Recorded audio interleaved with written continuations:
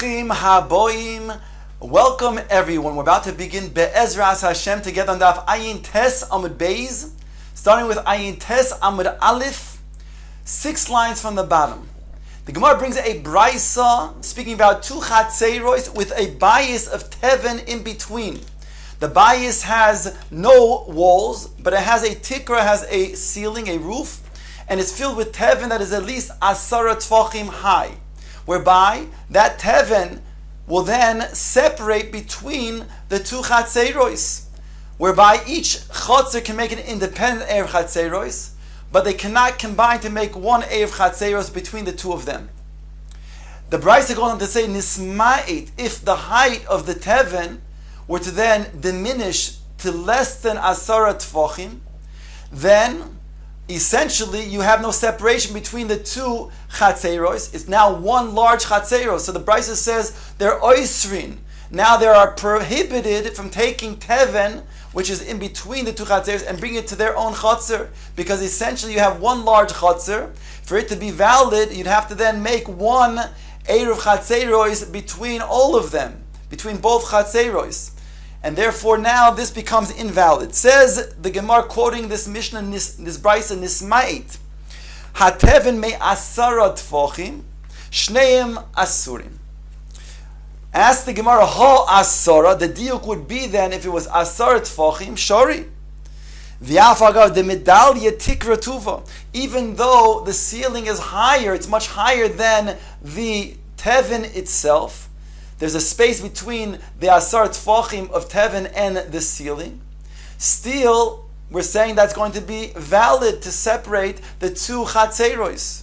Shmamina, the Gemara points out, from here we can derive mechito shein magios letikro shman mechitzos. If you have mechitos that are at least asar tfachim high, even if they do not come to the ceiling, they're still going to be valid mechitzos, and they will separate the 2 chatzeiros. If that's the case, then we can then prove against an opinion earlier. That means in the previous parak, the Mishnah discussed when you have 5 chaburos that are in one traklin, one mansion, and they have partitions between each chabura.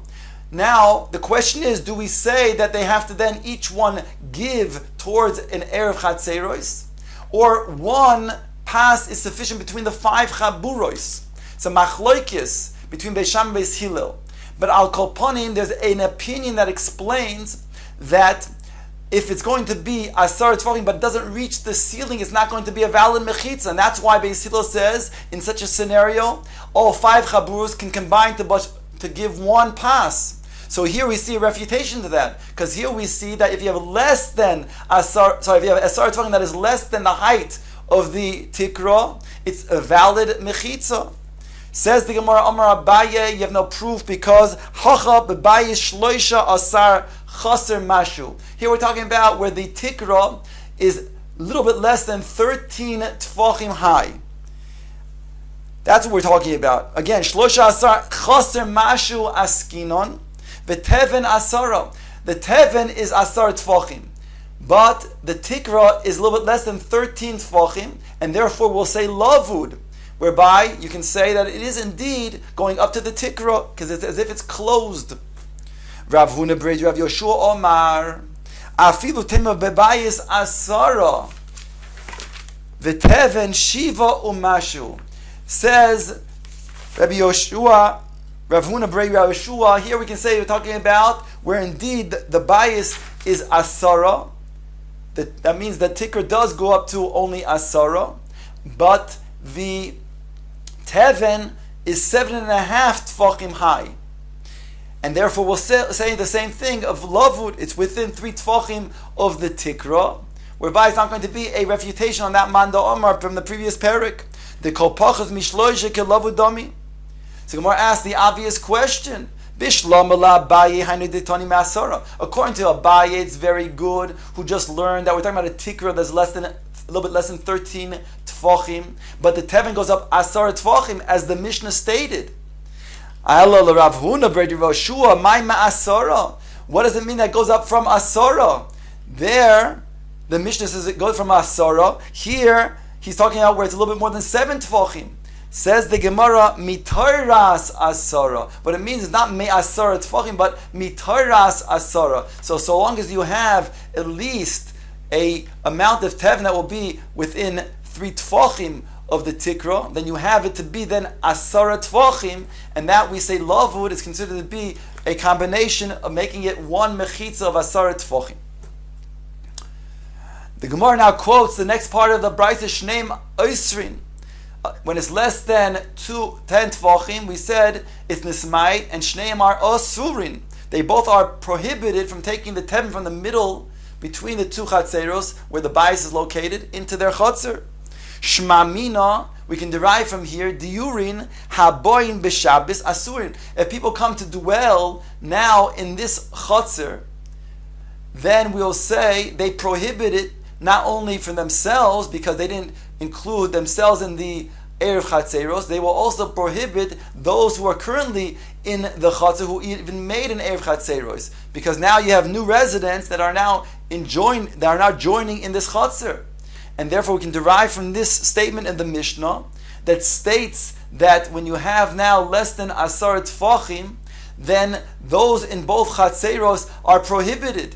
Because now we're saying that whatever status it was before, it's changed. Even though from the onset of Shabbos it was mutter, because each one made their separate chatzer, Erev Chatzeros, because it was Asar Tfachim. But if it's Nismait, now on Shabbos, you cannot go ahead and use the tevin from the middle to then bring it to your chatzer. So we see from over here that when the status has changed on Shabbos, in this case, we'll say that it is going to be Osir.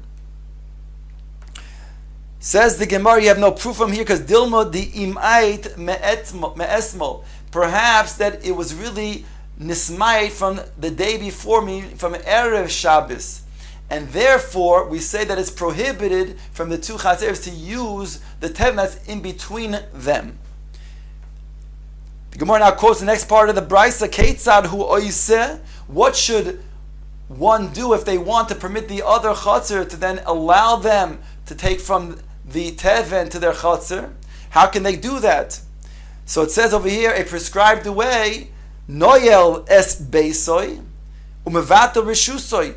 Those that are living in the other chatzer should noyel, they should lock their house, and mevatil their reshus. Thereby, they won't have permission to use the tevin that is in between to bring to their chatzer, but the other chatzer can bring the tevin to their chatzer.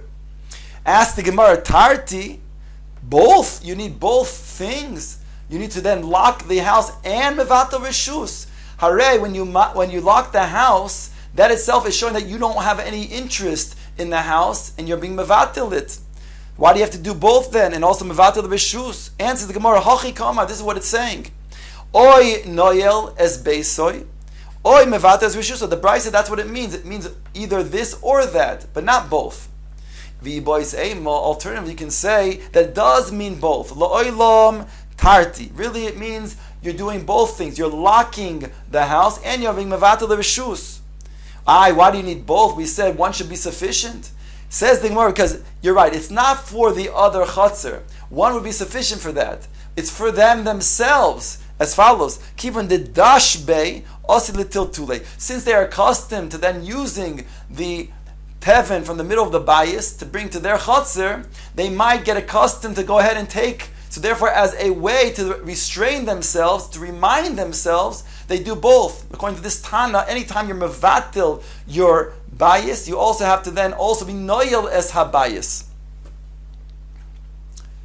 Says the Gemara, quoting the next part of the Brisa, Hu oser v'chaveiroi muter. He is oser, but his chaver is muter. That's of course what happens when he is going to then either mevatil his reshus or noyel abayis, or according to the other manda omar, this time that says he does both. So that's pshita, as the Gemara. Of course, the other one will have then access to the teven to bring into his chotzer.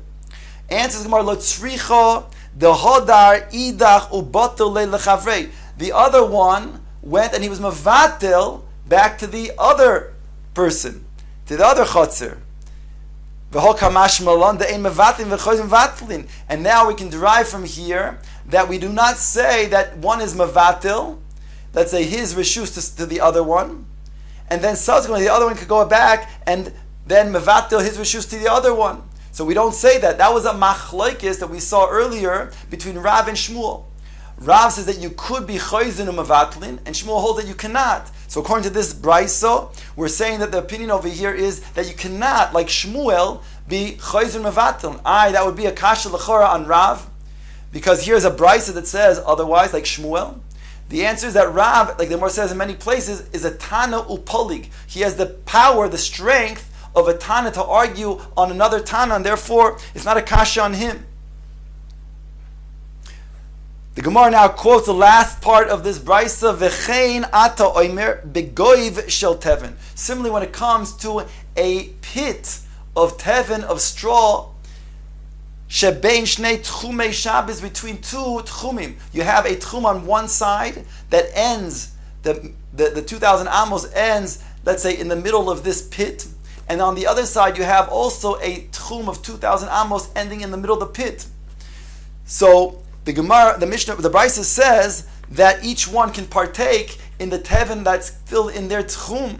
Ask the Gemara Pshita, the same way that when it comes to a bayis filled with teven between two chatzeros enables both chatzers to take from the teven, so too over here as well. Why should this be any different? They're both midirabanan, and therefore they should both be allowed to take teven to their tchum.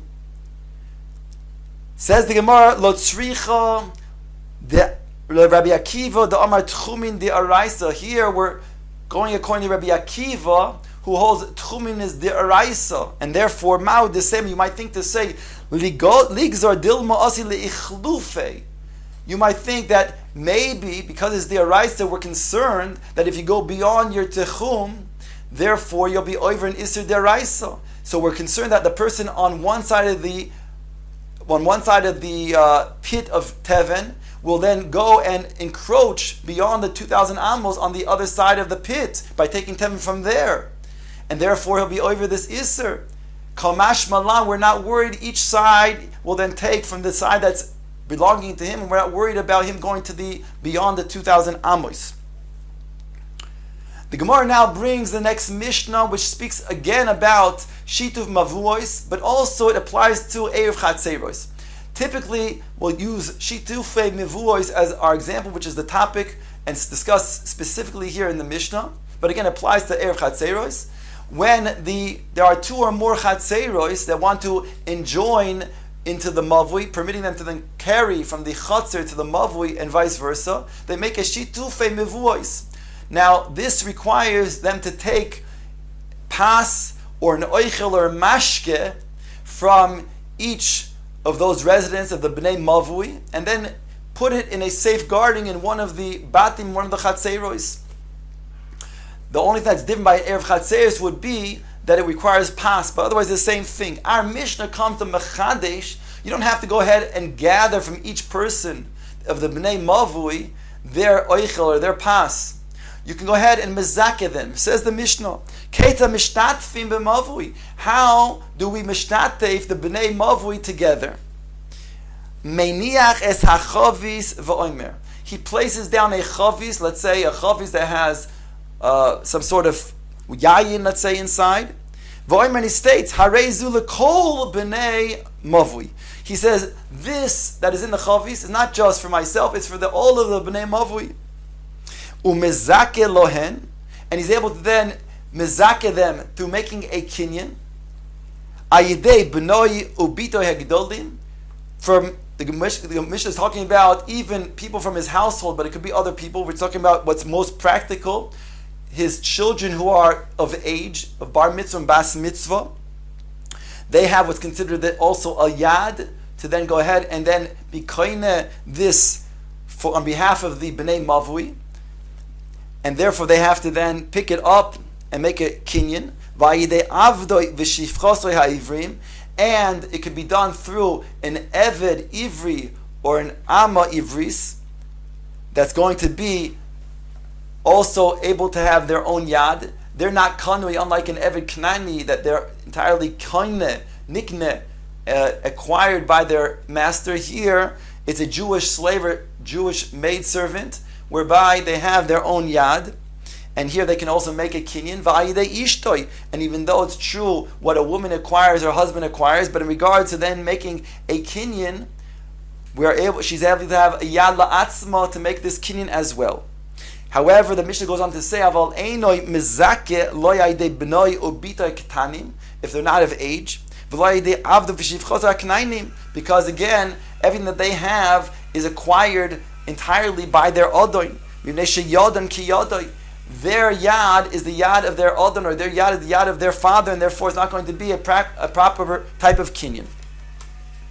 Says the Gemara, Amar Rav Yehuda, Chavi shel shitufe mivois tzorich lahagbia min hakarka tefach.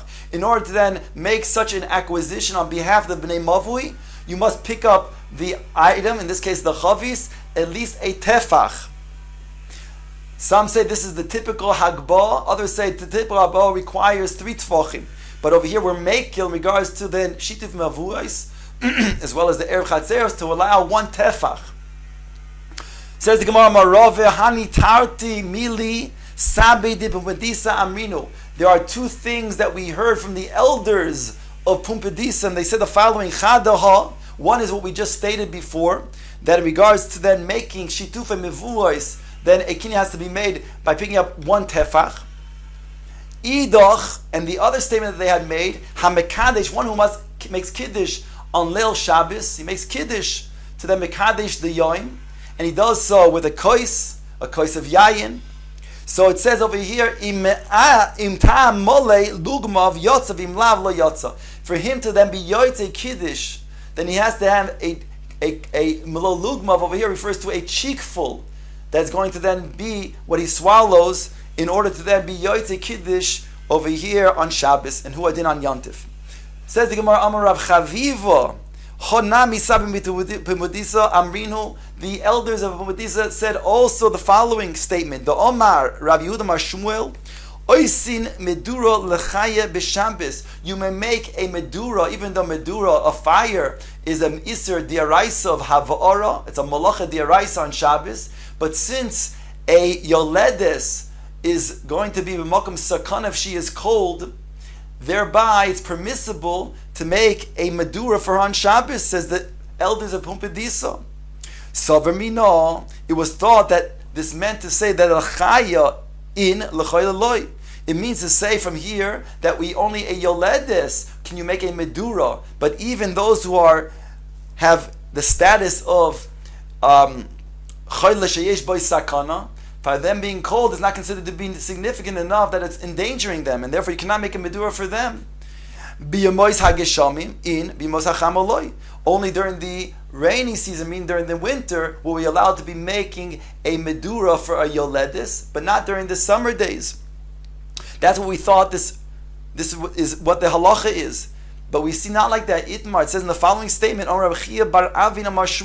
it's not limited just to a yoledis. It says, Hikiz dam v'nitztaning, one who took out blood and then he became cold, somebody who was bloodletting and then he became cold. Oisin loy medura b'Shabbos va'afilu b'tkufas Tammuz. We make him a medura, a fire on Shabbos to warm him up. And so therefore we see it's not limited to a yoledis. And not only that, afilu b'tukufas Tammuz, even in the very hot season, it's Tammuz, still we will make a medura. So we see that it's applicable even during the summer days. So therefore, anytime somebody who is in the gather of choyle sheyesh boy sakana, who will feel cold not only from the weather, but he himself will be cold, that person we are allowed to make a medura for on Shabbos. Omar Ameimar, Ameimar goes on to say, Hanami sabi mitpumbedisa amrinu. The elders of Pumbedisa also said the following. The Itmar, it says in the following statement, Ezihi Asherah Stam. What's considered to be a tree that we can assume that was used for avodah zarah, which of course is aser bahano. Omar Rav, kol shekoimim shoimrin oiso. All that when you have the koimim that they are guarding this tree on top of peyam and aleph, Ve'ein toyamin mipeirosel, and they desist from eating its fruits. So says Rav, you can assume that it's because this is a tree that was used for avodah zarah. Otherwise, why are they not eating their fruits? V'shmuel omar ki goin da'amrei hani tamre l'shichro debei nifritzei deshasulei b'yom edom.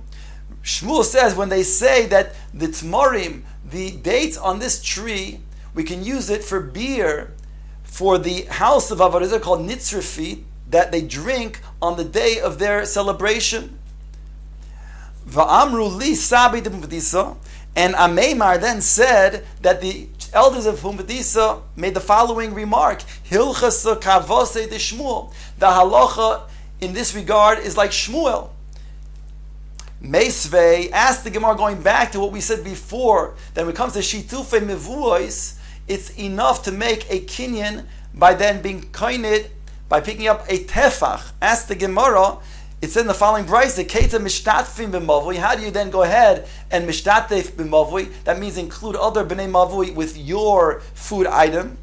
Mevin chavi shel yayim v'shel shem v'shel tmarim v'shel grog v'shel shar mine peiros. You can take any of these food items. If it's yours, then you have to mezakeh the b'nei mavui. If it's theirs, you have to let them know, because they can't be makbi that others will then partake and eat from it. Otherwise, it's going to be invalid. Umagbia, the Brisa concludes, mina karko mashu, and you have to just pick up from the ground even a little bit. So here you see, not like what we said before, that it's required to be a tefach. Answers the Gemara, my mashu nami dik omar tefach. That which it says in the Brisa, mashu, it refers to a tefach, which is also a small amount.